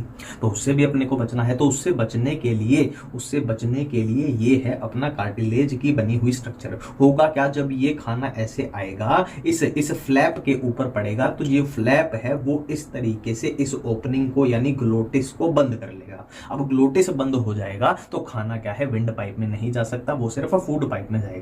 ठीक है, तो इस फ्लैप को है ना, इस फ्लैप की पोजीशन देखो क्या है, ग्लोटिस के ऊपर। ऊपर के लिए वर्ड यूज होता है एपी। ग्लोटिस के ऊपर है, किसके ऊपर है, ग्लोटिस के ऊपर है। तो उस फ्लैप का, कार्टिलेज का बना फ्लैप है, उसका नाम पड़ जाएगा क्या, एपिग्लोटिस पड़ जाएगा। एपिग्लोटिस का फंक्शन हमने देख लिया कि वो खाने को किसमें, विंड पाइप में जाने से बचाता है। ये बातें हमने यहाँ पे समझ ली। एक बार इस डायग्राम को ढंग से देख लीजिए, है ना, पूरा समझ में अपने को आ चुका है। अब देखिए यहाँ पे जो ये ओरल कैविटी दिखाई दे रही है ना, यहाँ पे जो ये ओरल कैविटी दिखाई दे रही है, इसे हमने थोड़ा डिटेल में पढ़ना पड़ेगा, ओरल कैविटी को। ठीक है, डिटेल में थोड़ा हमें देखना पड़ेगा कि इसके एंटीरियर साइड पे क्या है, पोस्टीरियर पे क्या है, रूफ पे क्या है, फ्लोर पे क्या है। ठीक है, एंटीरियर पोस्टीरियर बहुत सिंपल होता है, बहुत सिंपल होता है। देखो मान लो मैं यहाँ लिख दूं एंटीरियर, यहाँ लिख दूं पोस्टीरियर। ठीक है, तो सिंपल सा याद रखना, A for anterior, A for आगे, मतलब जो आगे है वो एंटीरियर पोजीशन है, जो पीछे है, पी फॉर पीछे, यानी जो अब पीछे है वो पोस्टीरियर पोजीशन है। फॉर एग्जांपल मान लो यहाँ पे एक पॉइंट है ए, एक पॉइंट है बी। तो ए जो पॉइंट है वो आगे वाली साइड है ना, मुंह पे देखो आगे वाली साइड है, तो वो एंटीरियर वाली साइड है। बी वाला क्या है, पोस्टीरियर वाली साइड है, पीछे वाली साइड है। अब देखिए, अब मैं यहाँ पे सिर्फ और सिर्फ ओरल कैविटी यहाँ से ड्रॉ करना चाहता हूँ। ओरल कैविटी कौन सी थी, ये थी, ये सिर्फ और सिर्फ ओरल कैविटी मैं यहां पे ड्रॉ करना चाहता हूं। ये सिर्फ और सिर्फ क्या है, ओरल कैविटी है। और यहां पे ओरल कैविटी में यहां पे क्या आएगा अपने को पता है, यहां पे फेरिंग्स आएगा, यहां पे फेरिंग्स आएगा। ठीक है, बिल्कुल सिंपल सी बात है। अब देखिए यहां पे क्या थे, यहां पे जाहिर सी बात है क्या आएंगे, लिप्स आएंगे। यहां पे क्या आएंगे, लिप्स आएंगे। और यहां कहीं पे क्या होंगे, मान लो टीथ होंगे, दांत होंगे। ये अपने टीथ है, दांत है। ठीक है, समझ रहे हो ना, ये जो क्या है, होठ हैं, लिप्स हैं, फिर अंदर क्या आएंगे, दांत, टीथ आ जाएंगे। और ये अपनी ओरल कैविटी है, पीछे फेरिंग्स आ जाएगा, और ऊपर क्या है अपना नाक वाला नेजल कैविटी होगी। ठीक है, अब इसकी पोजीशन की बात की जाए कि एंटीरियर साइड कौन सी होगी, पोस्टीरियर साइड कौन सी होगी, तो ये आगे वाली साइड है ना, दांत वाली साइड आगे वाली साइड है, तो ये क्या है, एंटीरियर वाली साइड है। और पीछे वाली क्या हो जाएगी, पोस्टीरियर वाली साइड हो जाएगी, पीछे वाली पोस्टीरियर वाली साइड हो जाएगी। ठीक है, अब अपने से क्वेश्चन कैसे पूछे जाएंगे, क्या पूछे जाएंगे, वो हम देखते हैं। यहां पे एक और बात मैं बता दूं, ये क्या हो जाएगी, ओरल कैविटी का रूफ यानी छत हो जाएगी, जो नेजल कैविटी वाली साइड होगी। ठीक है, और ये क्या हो जाएगा, ओरल कैविटी का फ्लोर हो जाएगा। आपसे क्वेश्चन पूछे जाएंगे कि ओरल कैविटी के एंटीरियर साइड पे क्या होता है, पोस्टीरियर साइड पे क्या होता है, रूफ पे क्या होता है, अब फ्लोर पे क्या होता है। ठीक है, तो पहला क्वेश्चन का मैं आपको जवाब देने जा रहा हूं कि एंटीरियर साइड पे क्या होता है। ये क्या है, ओरल कैविटी है, ये ओरल कैविटी है। इसको डब्बे में बंद कर देते हैं। एंटीरियर साइड पे क्या होता है, तो जाहिर सी बात है एंटीरियर साइड पे या तो आंसर आपको मिलेगा, क्या मिलेगा, या तो दांत है ना, टीथ होते हैं, या फिर गम्स, मसूड़े भी बोल सकते हो, या फिर सबसे सही जो आंसर जो ऑप्शन में दिखेगा वो होगा लिप्स होगा। तो एंटीरियर साइड पे क्या होते हैं, ओरल कैविटी के लिप्स होते हैं। सिंपल सी बात है, कॉमन सेंस की बात है, कुछ भी याद करने वाली बात नहीं है। ओरल कैविटी के एंटीरियर साइड पे क्या होते हैं, लिप्स होते हैं, बात खत्म। अब पोस्टीरियर साइड पे पूछ लिया जाए तो पीछे क्या होता है, फेरिंग्स होता है। तो पोस्टीरियर साइड पे क्या होता है, फेरिंग्स होता है। कॉमन सेंस की बात है, पीछे तो फेरिंग्स ही होता है। रूफ पे बात की जाए और फ्लोर पे बात की जाए तो फ्लोर तो अपने को पता है ना, आप खुद की ओरल कैविटी में फील करके देखिए कि आपको ओरल कैविटी के फ्लोर पे क्या मिलेगी, टंग मिलेगी। ओरल कैविटी के फ्लोर पे आपको क्या मिलेगी, टंग यानी जीभ मिलेगी। तो ओरल कैविटी के फ्लोर पे क्या होती है, टंग होती है, बात खत्म है। इससे ज्यादा कुछ भी आपको नहीं सोचना है। अब बारी आती है रूफ यानी छत पे क्या होता है। आप खुद की ओरल कैविटी में फील करके देखिए, जो ये आगे वाली साइड है ना, मतलब रूफ की जो एंटीरियर यानी आगे वाली साइड है वो खुरदरी होगी और हार्ड होगी। आप खुद के है ना फील करके देखिए, खुद की ओरल कैविटी में जो आगे वाली साइड होगी वो हार्ड होगी और खुरदरी होगी। और ये हार्ड होती है, इसीलिए इसको क्या बोलते हैं, हार्ड पैलेट। इसीलिए इसको हार्ड पैलेट बोला जाता है। तो रूफ की जो एंटीरियर साइड होगी यानी आगे वाली साइड है वो हार्ड पैलेट, हार्ड है और खुरदरी है। और जो रूफ की पीछे वाली साइड है वो कैसी है, सॉफ्ट होती है। वो कैसी होती है, बिल्कुल सॉफ्ट होती है। आप खुद के माउथ में फील करके देख लीजिए। और जहां वो खत्म होती है वहां पर आपको इस तरीके की कुछ स्ट्रक्चर ऐसे हैंग, है ना, हैंग या हिंदी में बोले तो लटकती हुई स्ट्रक्चर इस तरीके की दिखाई दी होगी, है ना। और ये कैसी होती है, पीछे देख लीजिए, सॉफ्ट होती है। तो इसको हम बोलते हैं सॉफ्ट पैलेट, इसको हम बोलते हैं सॉफ्ट पैलेट। और ये कहाँ टर्मिनेट हुई है, कहाँ खत्म हुई है, ये कुछ इस तरीके की स्ट्रक्चर में। और इस तरीके की स्ट्रक्चर को हम क्या बोलते हैं, यूवुला बोलते हैं, यूवुला बोलते हैं। अब यूवुला का फंक्शन क्या है, देखो ऊपर क्या थी, यहाँ नेजल कैविटी थी, है ना, नाक वाली कैविटी थी। यूवुला का फंक्शन क्या है, एक तो जब हम खाना खाएंगे तो यूवुला ये नेजल कैविटी की जो ओपनिंग है उसको बंद कर देता है, ताकि खाना जो है वो नेजल कैविटी में ना जाए। एक तो ये फंक्शन है। और क्या फंक्शन है इसमें, क्या है, एक तरीके से ये सलाइवा को सिक्रेट करता रहता है ना, अपने माउथ को इतना सूखने नहीं देता, थोड़ा हाइड्रेटेड रखता है, सलाइवा को सिक्रेट करता रहता है। तो ये बात अपने को समझ में आ गई कि ओरल कैविटी की एंटीरियर साइड क्या है, पोस्टीरियर साइड क्या है। एंटीरियर पे क्या है, लिप्स है। पोस्टीरियर पे क्या है, फेरिंग्स है। और क्या है, ओरल कैविटी के रूफ पे क्या है, एंटीरियर साइड पे हार्ड पैलेट है, पोस्टीरियर साइड पे और सॉफ्ट पैलेट है, और फ्लोर पे क्या है, टंग है, जीभ है। इतनी बातें अपने को पता चल चुकी है, ठीक है, इतनी बातें बिल्कुल ही क्लियर हो चुकी है। एक ओरल कैविटी की डिवीजन करते हैं थोड़ा दिमाग लगा के, है ना, उसको भी हम देख लेते हैं कि भाई ओरल कैविटी को डिवाइड कर देते हैं। वो ओरल कैविटी को डिवाइड कर देते हैं दो पार्ट में, एक वेस्टिब्यूल और एक oral cavity proper. Oral cavity proper ये थोड़ा ज्यादा साइंटिफिक, अगर है ना, साइंटिफिक कुछ नहीं है, बिल्कुल सिंपल है। वेस्टिब्यूल क्या होता है, स्पेस बिटवीन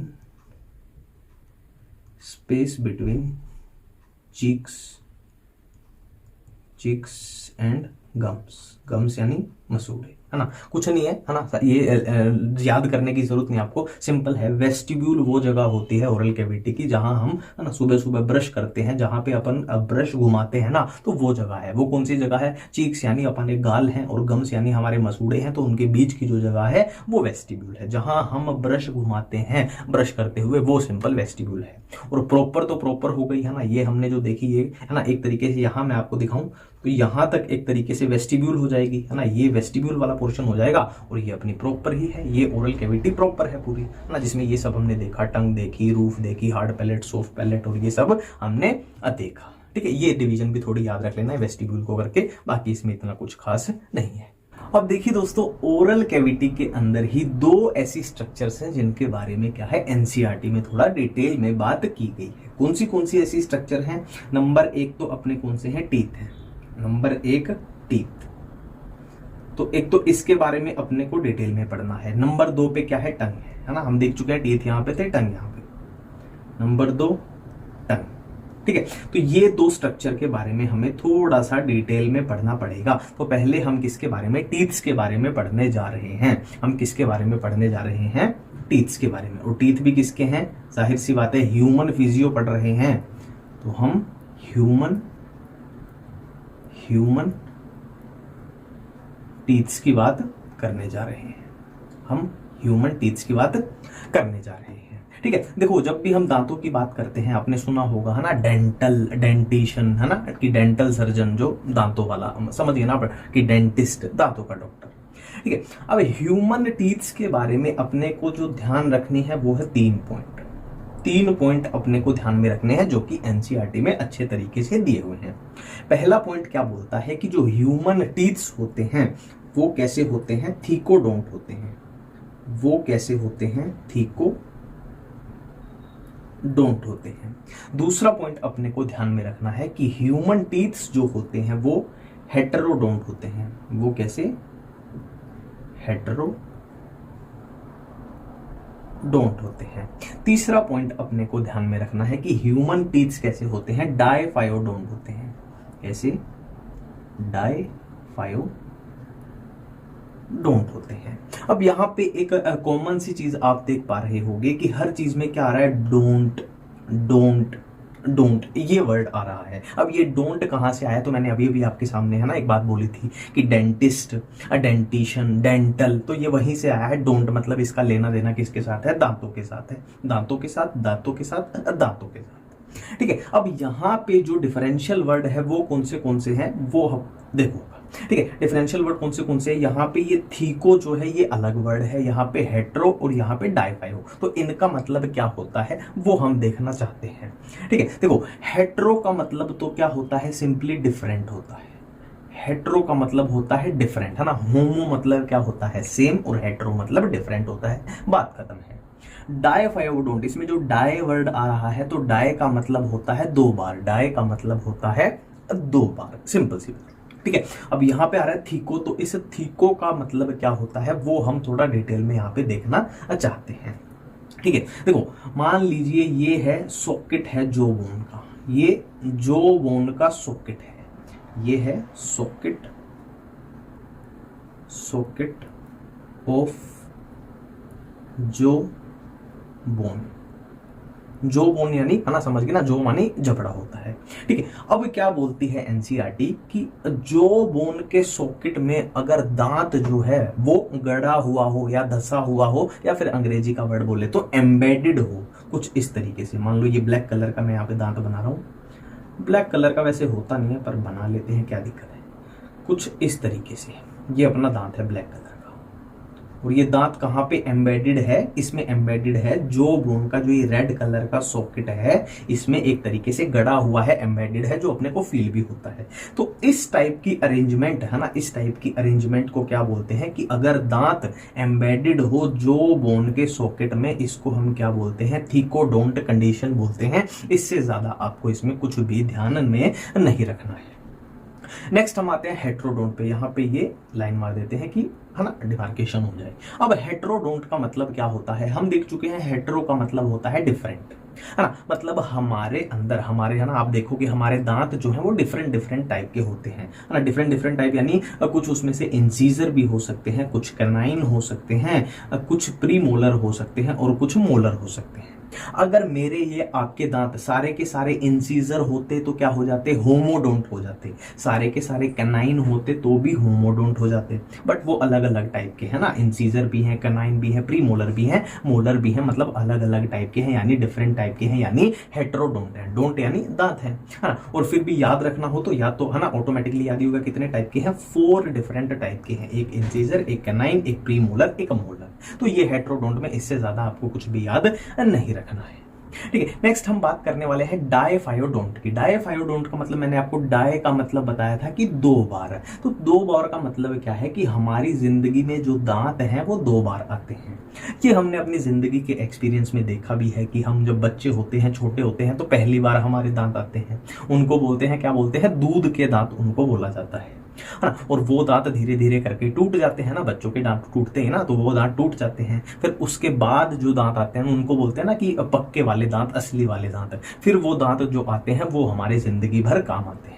ठीक है, तो जो पहली बार जो दांत आए अपने, उनको क्या बोल दिया, है ना, कच्चे दांत या फिर टेम्परेरी दांत, जिनको हम दूध के दांत बोलते हैं, इनको क्या बोल दिया, टेम्परेरी दांत। या फिर इन्हीं का दूसरा नाम है डेसिडस, इन्हीं का दूसरा नाम है डेसिडस, टेम्परेरी टीथ या फिर डेसिडस टीथ। ठीक है, अब एक समय ऐसा आएगा, है ना, ये तो दूध के दांत हैं तो ये टूट जाएंगे, ये टूट जाएंगे, और इनके टूटने के बाद जो असली वाले दांत आएंगे, जो पक्के वाले दांत, एडल्ट वाले दांत ना, मैं लिख देता हूँ रिप्लेस्ड बाई, है ना, दूध के दांत रिप्लेस्ड बाई दूसरे टाइप के कौन से आ जाएंगे अपने, दूसरे टाइप के यहाँ कौन से आ जाएंगे, परमानेंट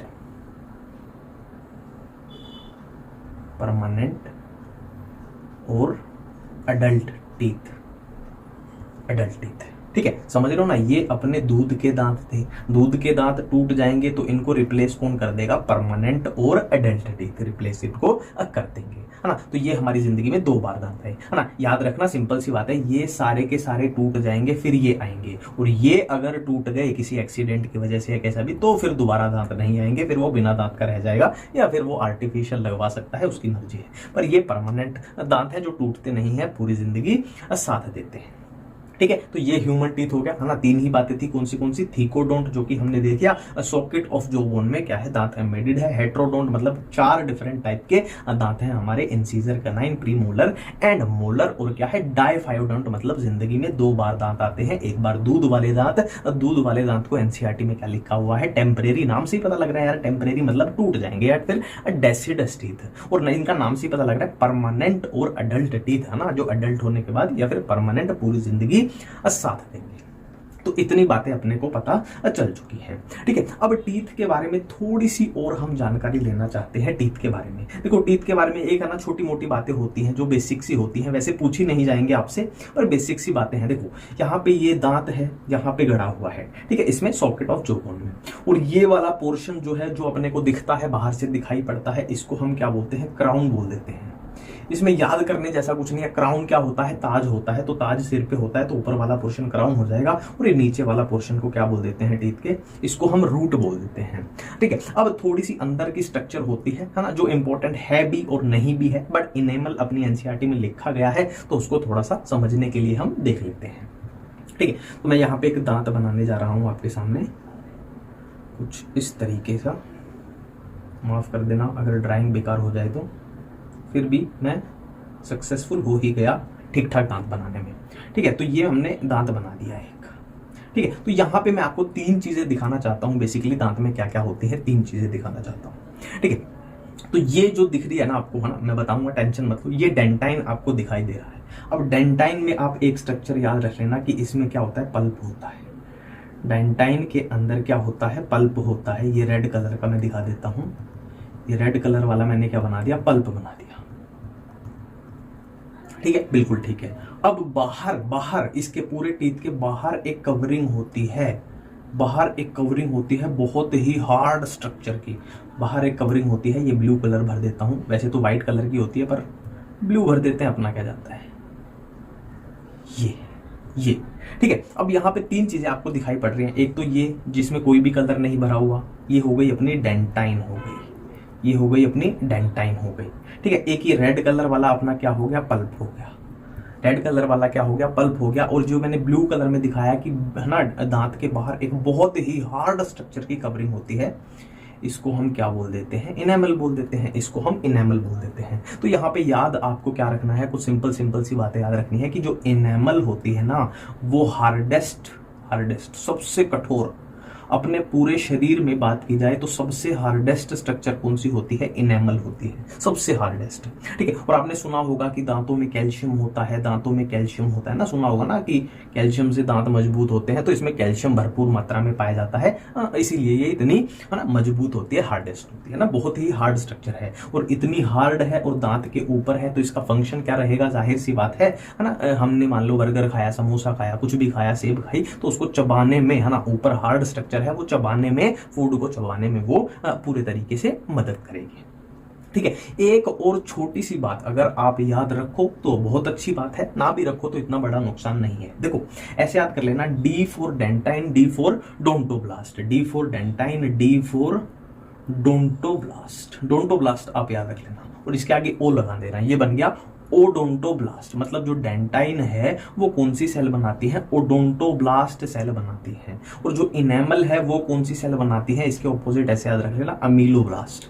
बेसिकली इन दोनों में क्या होती है, कंफ्यूजन होती है, इन दोनों में कंफ्यूजन होती है। तो ऐसे याद रखना ना, डोंटोब्लास्ट, ऐसे याद रखना, D for dentine, D for odontoblast, यानी ओडोंटोब्लास्ट सेल जो है वो किसको बनाती है, डेंटाइन को बनाती है। और जो अमीलोब्लास्ट सेल है वो इनेमल को बनाती है। इससे ज्यादा आप में, है ना, इससे ज्यादा क्वेश्चन इससे आपसे नहीं पूछा जाएगा। पल्प के बारे में वैसे कुछ याद नहीं रखना है, याद रखना चाहो तो इतना याद रख लेना कि इसमें ब्लड वेसल्स होती हैं। ब्लड वेसल जैसे कि वेन हो गई, आर्टरी हो गई, है ना, या लिम्फ वेसल हो गई, इसमें क्या है, अपनी ब्लड वेसल्स पाई जाती हैं पल्प में। इससे ज्यादा, इससे बाहर अपने नीट में तो पॉसिबिलिटी नहीं बनती है क्वेश्चन पूछे जाने की। अब देखिए, अब हम बात करने वाले हैं डेंटल फॉर्मूला के बारे में।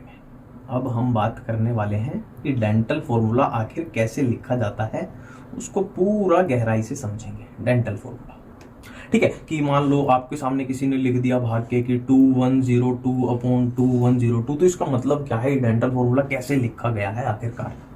ठीक है, तो इसको समझने के लिए, डेंटल फॉर्मूला को समझने के लिए मैं जबड़े बना लेता हूँ। जबड़े इंग्लिश में बोले तो जो बना लेता हूँ। तो ये मैंने बना लिया है अपर जो है ना, ऊपर वाला जबड़ा, और ये मैं बना देता हूँ लोअर जो यानी नीचे वाला जबड़ा। सिंपल सी बात है। ठीक है, अब हम क्या करते हैं, डेंटल फॉर्मूला को अच्छे से लिखने के लिए क्या करते हैं, बिल्कुल इसके बीच में से, सेंटर में से लो भाई लाइन खींच देते हैं, है ना। हम थोड़ा इधर हो गई है शायद, पर आप अज्यूम करो कि ये बिल्कुल सेंटर से लाइन है। सेंटर से लाइन का मेरा मतलब है कि जैसा ये पोर्शन है बिल्कुल सेम वैसा ही ये पोर्शन है, बिल्कुल सेम वैसा ही ये पोर्शन है। जैसा ये पोर्शन है बिल्कुल सेम वैसा ही ये पोर्शन है। ठीक है, एक तरीके से 4 भाग में हमने बांट दिया। 4 भाग में 1 भाग, 2 भाग, 3 भाग और ये 4 भाग, इस तरीके से। ठीक है, अब चाहे आप इनको नाम भी दे सकते हो A B C D, पर इतना कोई डिटेल में जाने की जरूरत नहीं है, टेंशन मत लो, है ना। पर डेंटल फॉर्मूला हम समझना चाहते हैं कि कैसे लिखा जाता है आखिरकार। देखो, डेंटल फॉर्मूला के लिए क्या करो, दिस अपॉन दिस, ठीक है, दिस अपॉन दिस, ये आपका डेंटल फॉर्मूला बन गया। ठीक है, मान लो डेंटल फॉर्मूला लिखा है जैसे कि अडल्ट ह्यूमन का होता है 2 1 2 3 अपॉन 2 1 2 3। अब इसका मतलब क्या है, 2 1 2 3 अपॉन 2 1 2 3, या फिर इधर से भी आप बोल सकते हो उसको 2 1 2 3 अपॉन 2 1 2 3। ठीक है, अब 2 1 2 3 का मतलब क्या है, 2 1 2 3 का मतलब क्या होता है उसको थोड़ा समझेंगे। 2 1 2 3 अपॉन 2 1 2 3 का मतलब क्या होता है। देखो, हमेशा दांतों को इसी फ्लो में लिखा जाता है, इंसीजर, फिर कैनाइन, फिर प्रीमोलर, फिर मोलर। हमने देखे थे ना 4 अलग अलग टाइप के दांत होते हैं, इंसीजर, कैनाइन, प्रीमोलर, मोलर। तो इसी फ्लो में इनको लिखा गया है। ये जो 2 है ये इंसीजर को डिनोट कर रहा है, ये कैनाइन को, और ये किसको, प्रीमोलर को, और ये मोलर को। सेम नीचे ऐसे ही बात की गई है, ये इंसीजर है, ये कैनाइन है, ये प्रीमोलर है, और ये अब मोलर है। ठीक है, अब देखो मैंने क्या बोला था, डेंटल फॉर्मूला मतलब दिस अपॉन दिस या फिर दिस अपॉन दिस। ठीक है, अब ये कैसे लिखा गया है कि 2 होंगे इंसीजर, तो यहां पे मैं ब्लू कलर से बनाता हूं, 2 होंगे भाई इंसीजर दांत होंगे। एक कैसा होगा, कैनाइन होगा, एक कैनाइन बना लेते हैं। 2 कैसे होंगे, प्रीमोलर होंगे, तो भाई 2 हम बना लेते हैं, प्रीमोलर बना लेते हैं। 3 कैसे होंगे, मोलर होंगे, 3 हम ये मोलर बना लेते हैं। तो सेम बिल्कुल यहां भी इसी तरीके से होगा ना, कि 2 कैसे होंगे, 2 कैसे होंगे, इंसीजर होंगे, इंसीजर होंगे। एक कैसा होगा, कैनाइन होगा। ठीक है, 2 कैसे होंगे, प्री मोलर होंगे, और 3 कैसे होंगे, मोलर होंगे, मोलर होंगे। ठीक है, और सेम इसी तरीके से यहां भी आप लिख सकते हो दिस अपॉन दिस, कोई दिक्कत वाली बात नहीं है। तो कुछ इस तरीके से डेंटल फॉर्मूला लिखा जाता है। अब यहाँ पे आपको काउंटिंग करनी हो, आपसे पूछ ले कि भाई जिस इंसान का या जिस भी एनिमल का, जिस भी जानवर का ये डेंटल फॉर्मूला है, तो उसके, है ना, उसके माउथ में, ओरल कैविटी में टोटल दांत कितने पाए जाएंगे, टोटल दांत कितने पाए जाएंगे। तो ये देख लो, सिंपली ये देख लो कितना है टोटल, ये कितना है, 2 और 1 3 और 2 5 और 3 ये कितना है, 8 है। तो हमें पता है ये 8 कहाँ पे है, इतने में प्रेजेंट है। तो 8 इतने में होंगे, 8 इतने में होंगे, 8 इतने में होंगे, 8 इतने में होंगे। सिंपली करना क्या है, यहाँ पे जितने पाए गए हैं, 8 पाए गए हैं, उसको 4 से मल्टीप्लाई कर देना है।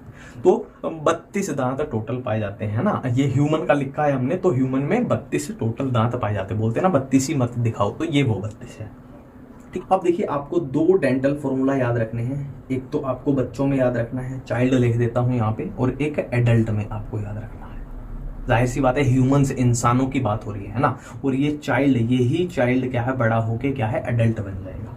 ठीक है, तो चिल्ड्रंस में, बच्चों में डेंटल फॉर्मूला क्या होता है, 2 1 0 2 अपॉन 2 1 0 2, ये होता है ना। और हमें अच्छे से पता है कि चिल्ड्रंस के अंदर कैसे दांत होते हैं, दूध के दांत होते हैं, टेम्परेरी दांत होते हैं, डेसिडस टीथ होते हैं, ये हम देख चुके हैं। मतलब ये सारे के सारे दूध के दांत हैं, मतलब इनको एक दिन टूटना ही है। ठीक है, तो ये चिल्ड्रन में ये दांत टूट जाएंगे। अब जो एडल्ट में यहाँ पे दांत आएंगे वो बिल्कुल परमानेंट होंगे, एडल्ट टीथ होंगे। तो एडल्ट का डेंटल फॉर्मूला क्या है, 2 1 2 3 अपॉन 2 1 2 3। मतलब यहाँ पे जो दांत आपको दिखाई देंगे वो सारे के सारे नए हैं। ये दूध के थे, ये सारे टूट चुके हैं, यहाँ सारे नए आए हैं। अब यहाँ पे कुछ बेहतरीन क्वेश्चन बन सकते हैं। बेहतरीन क्वेश्चन कौन से हैं वो मैं आपको बताने जा रहा हूँ। देखो, ये क्या है, अपना इंसीजर है, ये क्या है, कैनाइन है, ये क्या है, प्री मोलर है, ये क्या है, मोलर है। ये इंसीजर है, ये कैनाइन है, ये प्री मोलर है, और ये मोलर है। ठीक है, अब हम इंसीजर की अगर बात करें, खाली इंसीजर की बात करें तो बच्चे में कितने थे? 2 थे। कैसे थे? दूध के थे, ये टूट गए 2, फिर क्या है, नए इंसीजर एडल्ट में आ गए। दूध के थे, टूट गए, नए आ गए। ठीक है, बहुत बढ़िया बात है। नेक्स्ट हम कैनाइन की बात करें तो एक था बच्चे में, दूध का था, टूट गया, नया आ गया एडल्ट में, ये 1 से 1 आ गया। ये भी बहुत बढ़िया बात है ना, नीचे भी सेम ही चल रहा है, कोई दिक्कत वाली बात नहीं है। अब प्री मोलर में आप देखो, बच्चे में प्री मोलर 0, यानी बच्चे में प्री मोलर होते ही नहीं है। प्री मोलर डायरेक्ट कब आए हैं? एडल्ट के अंदर आए हैं। तो कितना बढ़िया क्वेश्चन बन गया। प्री मोलर डायरेक्ट एडल्ट में आते हैं, एक ही बार आते हैं ना। ये क्वेश्चन बन गया कि ऐसे कौन से दांत हैं और जिंदगी में एक ही बार आते हैं कंप्लीटली, वो होंगे अपने प्री मोलर होंगे ना। दूध के तो आए नहीं, डायरेक्ट परमानेंट आए हैं। मोलर की बात करें तो बच्चे में 2 होते थे। बच्चे में कितने होते थे? 2 होते थे। और एडल्ट में कितने हो गए? 3 हो गए। मतलब एडल्ट में 1 मोलर बढ़ गया। 2 तो दूध के थे, टूट गए, नए आ गए, 1 और नया आ गया। ठीक है, तो टोटल दांत बच्चे में अगर काउंटिंग करनी हो अपने को तो काउंटिंग कितनी हो जाएगी? देखो 2 + 1 + 2 कितने हो गए? ये 5 हो गए। और टोटल दांत कैसे गिनते हैं? जितने यहाँ पे आए हैं उसको 4 से मल्टीप्लाई कर दिया, मतलब 20 दांत यहाँ पे है। और यहाँ पे तो हम काउंटिंग कर ही चुके हैं, कितने आएंगे टोटल? कितने आएंगे? 32 आएंगे एडल्ट में। तो मतलब यहाँ बहुत बढ़िया क्वेश्चन आपके सामने बन जाएगा कि ऐसे कौन से दांत हैं जो डायफायोडोंट हैं। ऐसे कौन से दांत हैं जो डायफायोडोंट है, मतलब जिंदगी में 2 बार आते हैं। तो 20 ऐसे, देखो दूध के दांत तो 20 ही है ना, तो 20 ही टूट सकते हैं। तो 20 ऐसे दांत हैं, 20 ऐसे दांत हैं तो जिंदगी में 2 बार आते हैं, मतलब डायफायोडोंट है। और ऐसे कौन से दांत हैं जो मोनोफायोडोंट हैं? मोनोफायोडोंट मतलब जिंदगी में एक ही बार आते हैं। तो 20 तो हो गए डायफायोडोंट, तो 32 - 20 कर दो तो 12 दांत ऐसे हो जाएंगे जो बिल्कुल ही अडल्ट ही आए हैं, बच्चों में थे ही नहीं, दूध के होते ही नहीं है, डायरेक्ट परमानेंट आते हैं। 12 दांत मोनोफायोडोंट हो जाएंगे। ठीक है, डायफायोडोंट 20 हो गए, मोनोफायोडोंट 12 हो गए। ठीक है, अपने टीथ्स के अंदर, दांतों के अंदर इससे अलग क्वेश्चन बनने की पॉसिबिलिटी नहीं बनेगी, है ना। अपना पूरा कंप्लीट है ये। अब हम किसकी तरफ चलते हैं? टंग की तरफ चलते हैं, जीभ की तरफ। अब देखिए दोस्तों, हम अपने टीथ्स के बारे में यानी दांतों के बारे में अच्छे तरीके से जानकारी ले चुके हैं। अब अपना नेक्स्ट टॉपिक क्या है? टंग। नेक्स्ट टॉपिक क्या है? टंग। टंग में हिंदी में क्या बोलते हैं? टंग को जीभ बोलते हैं, ये बात सबको पता है, मालूम है। ठीक है, अब यहाँ पे अगर आप एनसीईआरटी में देखते हो तो टंग के रिलेटेड सिर्फ 3 ही पॉइंट दिए हुए हैं। एनसीईआरटी में जब आप देखोगे तो टंग के रिलेटेड सिर्फ 3 पॉइंट दिए हुए हैं। तो पहला पॉइंट क्या बोलता है टंग के रिलेटेड? कि ये एक फ्रीली मूवेबल मस्कुलर ऑर्गन है। फ्रीली मूवेबल मस्कुलर ऑर्गन है।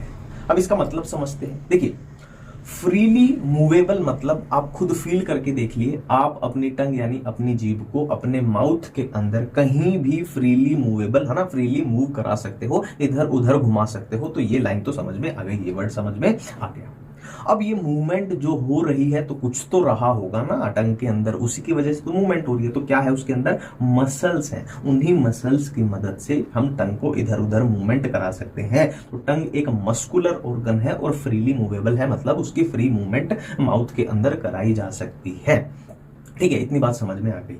अब यहाँ पे एक आपने कहावत भी सुनी होगी कि जबान है, जबान में हड्डी नहीं होती इसीलिए वो फिसल जाती है। तो हड्डी नहीं होती मतलब टंग के अंदर बोन जो है वो अब्सेंट होती है, जबकि क्या होती है? मसल्स उसके अंदर पाई जाती हैं। इससे ज्यादा आपसे इसमें नहीं पूछा जाएगा, ये आपका पैक हो चुका है, एनसीईआरटी में ये लिखा गया है। सेकेंड पॉइंट अपना रिलेटेड किसके रिलेटेड है? फ्रेन्यूलम के रिलेटेड है। फ्रेन्यूलम क्या होता है वो मैं आपको बिल्कुल अच्छे तरीके से समझाऊंगा। और थर्ड अपना पॉइंट पेपिली के रिलेटेड है। थर्ड अपना पॉइंट पेपिली के रिलेटेड है। और इसी में लिख लो आप टेस्ट बड के। पेपिली के ऊपर ही क्या होते हैं? Taste bud. कैसे होते हैं वो मैं आपको अभी दिखाऊंगा। देखिए, हम किसी इंसान की यहाँ पे जीभ देखना चाहते हैं तो किसी इंसान की जीभ कुछ ऐसी दिखाई पड़ती है। और ये कैसा सरफेस हमने बनाया है? ये अपर सरफेस बनाया है।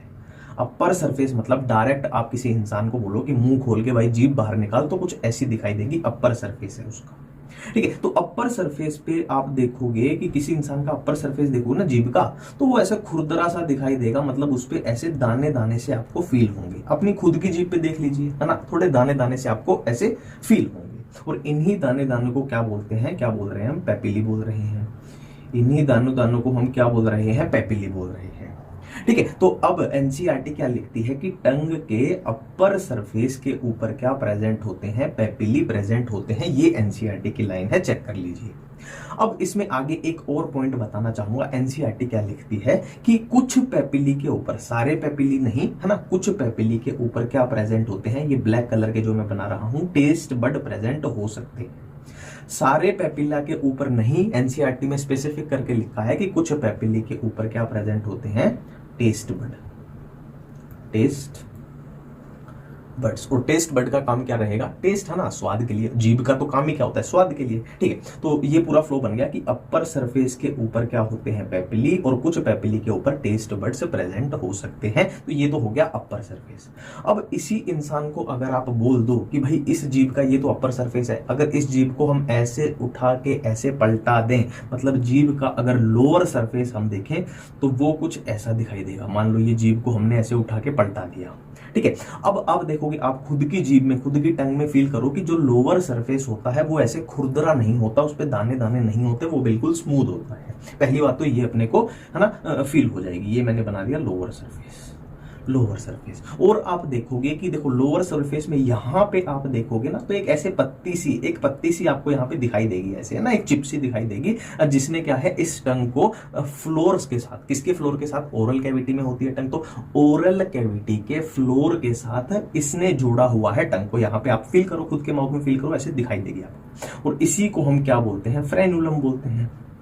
इसको क्या बोलते हैं, फ्रेनुलम बोलते हैं। तो सारे पॉइंट अपने क्लियर हो चुके हैं, सारे पॉइंट क्लियर हो चुके हैं, फ्रेनुलम वाला भी, पेपिली, टेस्ट बड वाला भी, और ये वाला भी। तो ये टंग अपनी कंप्लीट है। इससे ज्यादा एनसीईआरटी में आपको एक शब्द नहीं मिलेगा, आप चेक कर सकते हैं। अब देखिए दोस्तों, एक बार खुद को थोड़ा सा लोकेट कर लेते हैं कि हम क्या पढ़ रहे थे, कहां पढ़ रहे थे। ठीक है, हम डाइजेस्टिव सिस्टम पढ़ रहे थे, है ना, जिसमें हमें दो चीजें पढ़नी थी, एक एलिमेंट्री कैनाल को पढ़ना था, एक डाइजेस्टिव ग्लैंड्स को पढ़ना था। तो हमने एलिमेंट्री कैनाल के साथ स्टार्ट किया था, जिसमें हमने माउथ हम अपना कंप्लीट कर चुके हैं। माउथ में हमने है ना ओरल कैविटी पूरी देख ली, टीथ्स के बारे में पढ़ लिया, टंग के बारे में पढ़ लिया। ठीक है, तो अगले लेक्चर में, नेक्स्ट वीडियो में हम फेरिंग्स के साथ स्टार्ट करेंगे। फेरिंग्स के बाद फिर ईसोफेगस पढ़ेंगे, फिर स्टमक पढ़ेंगे, फिर small intestine, large intestine, NS, और फिर हम कहां, डाइजेस्टिव ग्लैंड्स की तरफ चले जाएंगे, salivary gland, liver, pancreas, gastric glands, intestinal glands.